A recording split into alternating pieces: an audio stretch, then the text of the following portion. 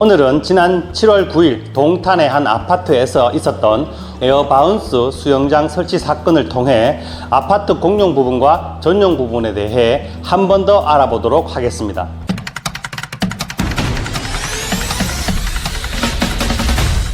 안녕하십니까. 아파트에 산다면 당연히 친절한 생활 연구소를 구독해 주셔야 되겠지요. 저는 친절한 생활 연구소 김도형 소장 김소장입니다.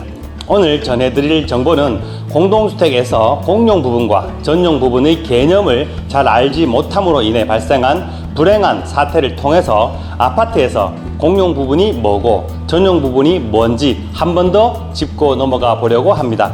먼저 사건을 간략히 말씀드리면 지난 7월 9일 토요일 동탄의 한 아파트 베란다 앞 잔디밭에 1층 높이보다 좀 더 높고 크기는 30평대 아파트 큰 방과 거실을 합친 것보다 조금 더 큰 대형 에어바운스 수영장이 설치되었고, 이 수영장 앞에 행사 때나 쓰는 큰 대형 천막이 들어섰습니다.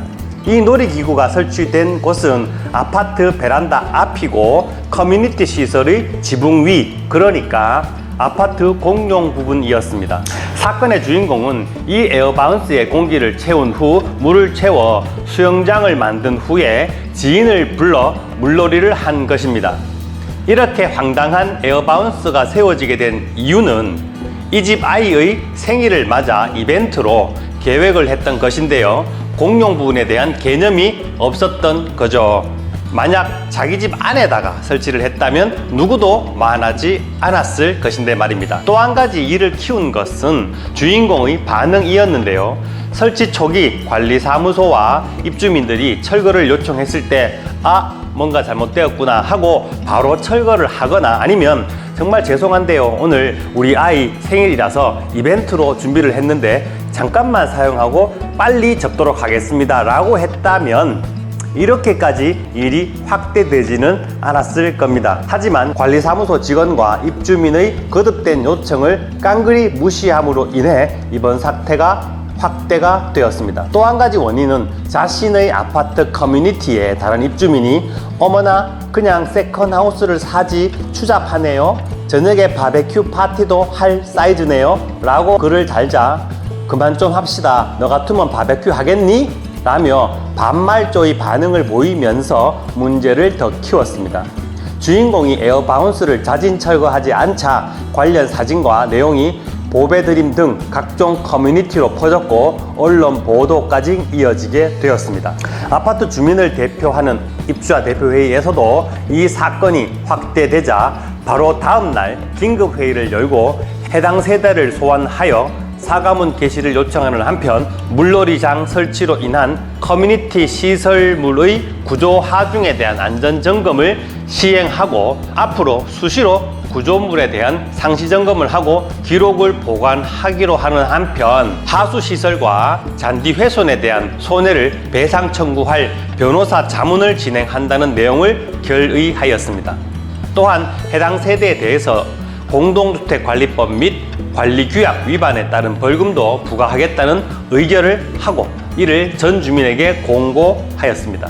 문제를 일으킨 입주민은 각종 커뮤니티에서의 공격과 신상 털기 및 언론 보도 그리고 대표회의의 의결 등 압력이 거세지자 사과문을 게시했는데요. 그 사과문 첫머리에 물놀이장 설치로 물의를 일으킨 입주민입니다 라고 자신을 소개하면서 공용시설의 의미를 잘 알지 못해 이번 사태가 발생했다며 전국 인터넷 카페와 포털 사이트에서 불명예스러운 내용의 게시물이 넘쳐나는 바람에 입주민의 공분을 사고 아파트의 명예를 실추시킨 점 머리 숙여 사과드린다고 했습니다. 또한 자신의 잘못으로 인하여 아이들이 큰 상처를 받았고 아이들이 학교 등교를 무서워할 정도로 힘들어 한다면서 고통을 호소했습니다. 그러면서 아파트의 이미지 회복과 공용 부분 잔디 그리고 배수구와 관련된 시설을 원상복구하는 데에 금전적 책임을 지겠다고 사과를 구했습니다. 저는 이번 사건을 보면서 사과문에도 있듯이 공동주택에서 가장 기본인 공용 부분과 전용 부분에 대한 구분에 대해 거의 모든 사람이 관심이 없다는 것입니다. 우리나라 사람의 70% 이상이 공동주택이라는 주거 형태에서 살고 있으면서도 말이죠. 따라서 저는 이번 일을 계기로 한 번 더 공용 부분과 전용 부분에 대해서 인식을 개선하기 위해 이 영상을 만들게 되었습니다. 혹시 모르는 분들을 위해서 설명드리면 아파트 공용 부분은 아파트 입구에서부터 우리 집 현관 앞까지입니다. 그리고 우리 집 현관을 열고 들어가서 문 닫고 나면 그 내부가 전용 부분으로 자신이 마음대로 사용할 수 있는 공간이고 고장나면 자신의 비용으로 자신이 고치면 됩니다. 이와 반대로 공용 부분은 아파트 입주민의 대표인 입주자 대표회의가 관리하고 고장나면 공동의 돈, 즉 관리비로 보수를 합니다. 그런데 입주자 대표회의는 공용시설을 관리할 역량이나 시간이 부족하니까 전문 관리소장과 관리 직원을 뽑아서 관리를 하거나 아니면 위탁관리 회사에 의뢰하여 전문 관리를 받는 것입니다. 따라서 관리사무소 직원이 하는 일은 아파트 입구에서부터 개인 현관 앞까지입니다. 아직도 일부 입주민 중에는 우리 집 전등 고장 나거나 수도가 고장 났을 때 관리사무소 직원을 당연히 불러서 보수해야 한다고 생각하는 사람이 있을 수 있습니다. 앞에 얘기했듯이 관리사무소 직원은 공용 부분을 관리하기 위해 근무를 하는 것이지 각 가정을 보수하기 위해 있는 것이 아닙니다. 일부 아파트에서 각 가정집을 보수하기 위해 영선 직원을 따로 쓰는 경우가 있긴 하지만 대부분 아파트는 공용 부분을 관리하기 위한 직원들을 타이트하게 운영하는 것이 보통입니다. 그나마 평일 근무 시간에는 그래도 조금 여유가 있어서 입주민의 안타까운 민원에 잠깐 가정집 내부 업무를 봐주는 관리소가 있기는 하지만 주말이나 퇴근 시간 이후에는 딱 당직 인원만 남아서 아파트 단지를 관리하게 되기 때문에 당직자들은 급수 탱크나 수전실 등의 안전 문제를 항시 체크하고 만일 있을 수 있는 승강기 사고나 화재에 대응하기 위해서 방제실 또는 관리사무소를 비울 수가 없습니다. 그런데 일반 입주민들이 보면 가만히 앉아 있는 것 같으니까 잠깐 우리 집에 와서 봐달라고 하는 경우가 있습니다. 그런데 사고는 언제 어느 순간에 일어날지 알 수 없기 때문에 거의 불가능한 일입니다. 아파트 지하에는 수백 톤에 이르는 급수 탱크가 있는데 안정적으로 수도물을 공급하기 위해서는 많은 펌프들이 작동하고 있습니다.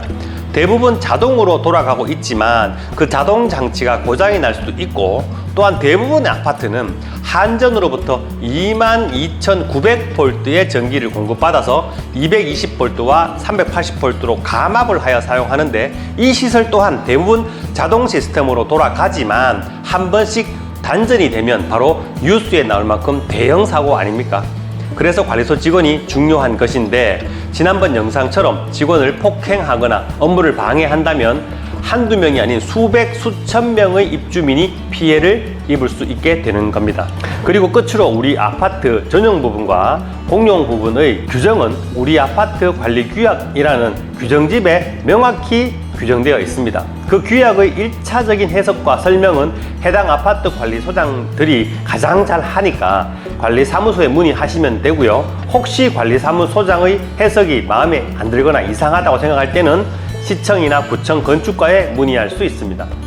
오늘 말씀드린 내용의 원기사는 저희 친절한 생활 연구소 블로그에도 올려놓도록 하겠습니다. 네이버에서 검색하셔도 되고 아니면 블로그 주소를 아래 설명란에 링크를 남겨두도록 하겠습니다. 좋아요와 구독 꼭꼭 눌러주시고요.